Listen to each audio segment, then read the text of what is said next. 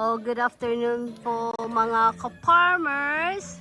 Ayan po si Sir, kailangan harvesting yung mga hinog na nakalamansi. Kasi masyado na siyang nahinog. Ayan po siya, hina-harvest niya po.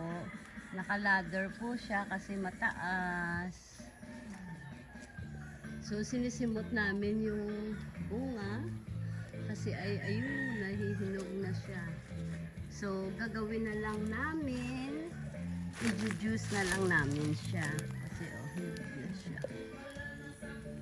Pero, ang dami pong bulaklak. Ang daming bulaklak.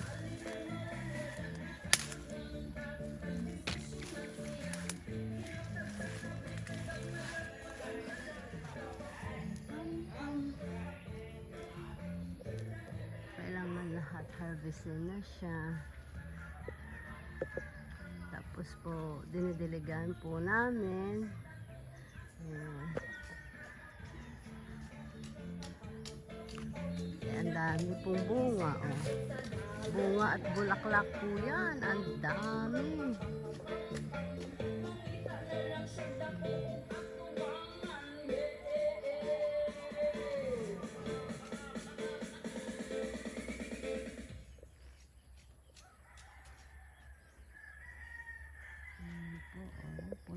Puno ng bulaklak yan.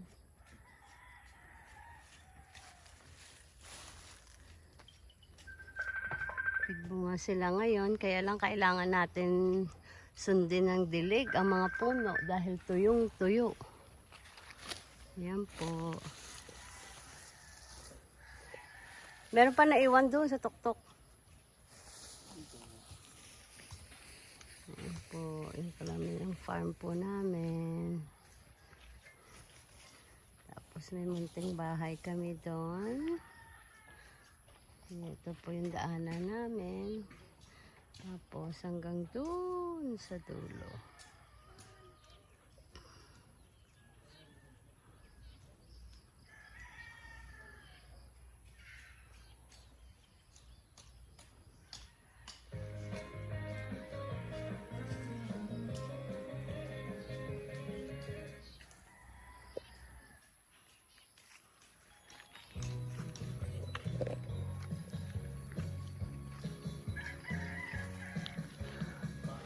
Ito po kasi mataas siya, kaya gumagamit po kami ng ladder para maabot namin yung sa tuktok.